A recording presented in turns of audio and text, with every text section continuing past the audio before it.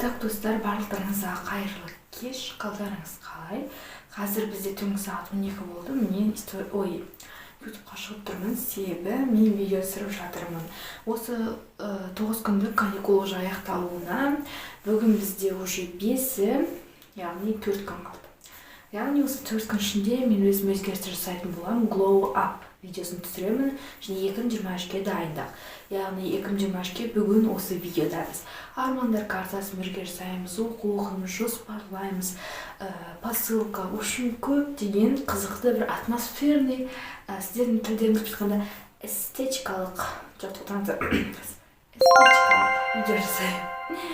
Вот. Мен қазір душтан шықтым, өздерім көптен шашым тарап, новогодний пижама киіп, что ондай новогодний атмосфера құрғым келіп тұр, сіздерге ұнайды деп ойлаймын. Так что мен қолдап лайк басып кетіңдер, 500 подписчик, енді 1000 подписчик жетейік. Қазір мен сіздерге көрсетемін. Маған алдында осындай новый блокнот келген болатын, яғни 2023 жылға. Мынау бізде 2022 жылдығы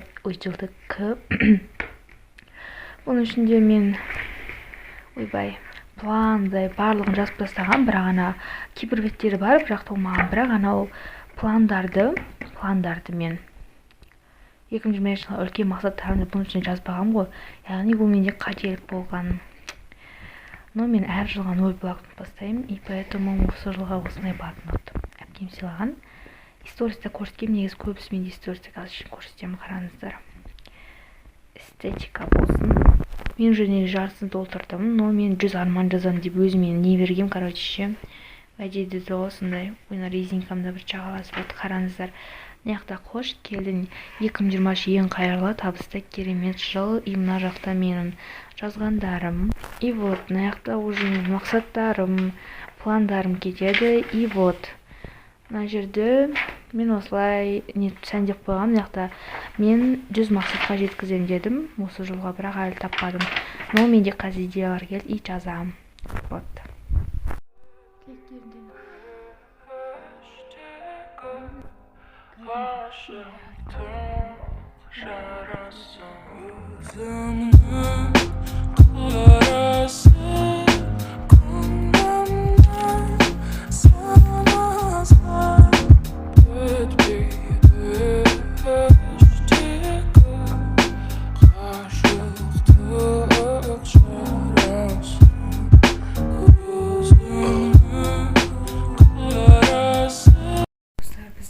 Түнгі сағат уже 1:30, яғни сағат уже 2 болды. Мен әлі отырып, бағанадан бері мен тикток аштым. Мен жаңа мақсатым бар тикток ашып болған, уже орындадым. Үш видео қой, месседжерге кетіңдер. И еще мен не істедім етейін бе? Жұмысқа видеолар, истористар дайындадым. Ертең мен үлгермей қалуым мүмкін, потому что менде бір емес, бір курс, 3 курс бар ертеңге. Еще посылкаға баруым керек, ертең менде жұмыс көп, еще мен ертең влог түсірім, активный болуым керек, еще влог монтаждауым керек. Поэтому бәріне үлгеруім керек. Надеюсь, мен түсте ұйықтаймын. Негізі мен осы жаңа жылда немді құртып алдым бірше. Мен еще 10-да тұрып жүрген адамын, 11-де, 12-де. Ну, енді ертең ерте тұрамын, и түсте ұйықтайтын шығармын. Достар, барлықтарыңызға қайырлы. Бүгін бізде екінші күн. Мен 6-да тұра алмадым, сағат 10-да тұрдым. Кеше кеш жатып едім. Но мен тұра салып, жұмысқа истористардың бәрін дайындап салдым. И қазір бетін жуып жатырмын. Самопрограммирование жазамыз біз бірге. бірге.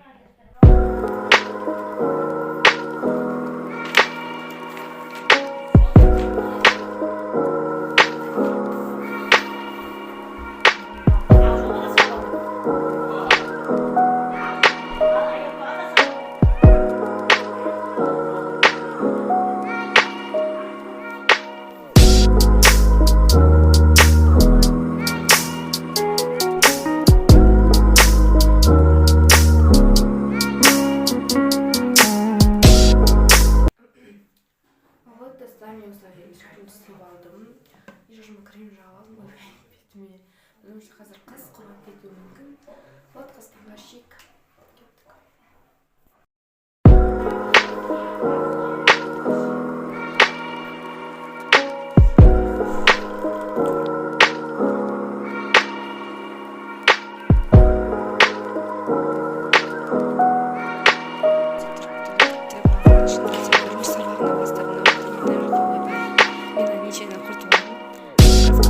Біз түрік тілін бастаған кезде бірден неден бастаған жоқпыз, әріптен поэтому қызық болып жатыр да. И сабақтың соңында бізге бір лайфхак айтады. Еще сөздерді, новыйын жатталған сөздерді сұрайды да, қайтадан түрік тілінде ше, прям күшті мұғалім береді просто. Сабақтарды қайтадан сұрайды. Еще бір лайфхакпен бөлесе сондай қызықты болып мультфильмдерді көрсетіп, бір 30 минут емес 15 минут сабақ ше, бір қандай көңілді болып өткізеді. Прям просто так сөзім жоқ. Енді бізге бір жаңа ән жаттауға берді. Түрікше енді қандай ән жаттайтынымды тапқан жоқпын. Сабақ, бірақ менде 3 курс бар. Түрік тілі бітті. Енді менде қазір тағы бір курс аталған психология и неге байланысты. В общем, даму старт деген жоба и манимекер жоба. Манимекерді аяқтадым, енді даму стартты бастап жатырмын. Кешеден бастап шақыртуларды көрдім. Енді даму стартты қазір оқиын деп жатырмын. Даму старт оқып болғаннан кейін менде еще ісімге байланысты тағы да бір курс сатып алғам, потому что ісім оландай маман ретінде күнделікті андай трендтер шығып жатады, олардан қалып қалмас үшін маған білім керек. Поэтому ісімімді мен күнделікті жаңғыртып отыруым керек. Былайша айтқанда, сол үшін де ісімімді мен тағы да оқуым керек, бірақ оның сабағы бізде 1,5 сағат емес, тіпті 2 сағат болады. И оны мен кешке оқып жатырмын, қазір менде заряд 30 сағат қалды. И мен қазір бір курсты оқып бітіргім келді, мен научный жатыр. И сендерге қызықты болып түсіріп те жатырмын. Негізі мен бір цитата естідім да, егер адам ештеңе оқымай жүре берсе, ол өзіне сенбейді дейді. Ал егер оқыса, любой нәрсені талпынса, ол өзіне сенеді. Неге? Себебі оның сенімі өзіне деген датабы көп, алып кете алатын нәрсе еді, поэтому ол оқиды дейді. Поэтому сіздерге де айтарым, өздеріңізге сеніңіздер, оқыңыздар. Мейлі сіздерге қазір бір нәрсе дұрыс емес шығар, бірақ сіздер оны оқу арқылы сіздер оны жөндейсіздер. Просто өздеріңізге сеніңіздер. Мен сіздерге сенемін. Және сіздер де маған сенесіздер деп ойлаймын. Мен скоро осы түрік тілін қалай үйренуге болады деген видеолар шығар. Бүгін түрік тілін барып видео түсіретін шығармын, кім біледі. Мүмкін мен даже түрік тілінде сөйлеп видео түсіретін шығармын 24 сағат. Просто кішкене базалық білім қалыптастырып қалайын, сосын міндетті түрде.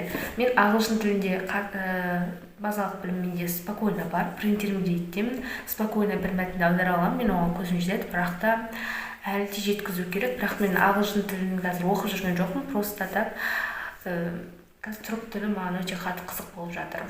Мен ағылшын тілінде жалғастыратын боламын. Борды жеп отырып сабақ орындап отырмын. Қазір менде ішкі состояние деген білді. Оказывается, білесіздер ме, мен состояние туралы көп нәрсе білмейді екенмін. Мен өзімді білет, көп нәрсе істеп жүрсем, жоқ білмейтінім. Жердің астында отырып білетінім 1%, білмейтінім 98%. Жоқ, мен ісімім туралы даму көптеген курстарға қатыстым, негізі ше. Бірақ мына курста уже ерекше новый энергияның екі түрі болатында жүрген, жасанды энергия. В общем, білмейді екенмін, күшті. Енді борды жеп отырмын, негізі борды жеуге мотивментер, бірақ мен жеп отырмын. Курсты бітірдім, уже бір модуль аяқтап тастадым, сразу үй түсінген сайттарым өте көп. Қазір мен білмейтін нәрселер бағана көп дедім ғой, и плюс мен өзімнің консультация бағасын, ісімге байланысты, психология байланысты консультация бағасын бұрын 2-3 мыңға беріп жүргенмін, бүгін 5 мыңға көтердім. Толығымен осы влогта, осы видеода айтқым келгені нәрсе осы болатын. Яғни ісімім туралы, психология туралы плюс бонусалық энергиям кетеді, қанша уақытым кетеді.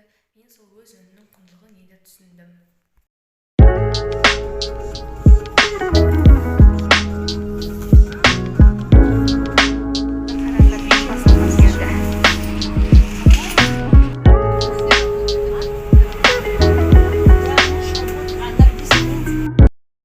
шашым жалбырап, таңертеңнен бері мен далада жүрмін, негізі білесіздер ма? Бүгін 10 мың емес 15 мың шақырып салған жағым, даже обед ішкен жоқпын деп бар ғой. Қарным аш. Но мен заказды көп күткен болатынмын. Заказ ойдағыдай келді. Ұнады. Заказды бірден табыстадым. Қандай заказ, қандай дүкен туралы білмесеңіздер, мен Instagram парақшама өткізіп, немесе қазір видеоның соңында айтатын боламын. Сағат уже бізде 5 болып тұр ровно. И мен қазір үйге барам. Сағат 5-те. Жұмыртқа. Еще шай бар жанында. Ана фьюсти. Мен ашта самса сатып алған болатын, бірақ мен жемедім. И фьюстидің жартысын ғана аштық. Вот фьюсти. Маған негізі фьюсти нормально, негізі бірақ Макси чай қатты ұнайды. Наконец-то зар жуып біттім. Наконец-то мен қазір жатам, кішкене барып шаршап кеттім жаман. Бүгін мен 10 мың емес 20 мың шақ жүрген шығармын. Бізде Меккеден келіпті заттар. Достарым, бізде қазір таңғы сағат 10. Мен тағы да тұрдым. Кешегі пландарымды орындадым, бірақ армандар картасын келесі видеода жасаймыз. Мен осы видеом аяқталды. Көріңіздер.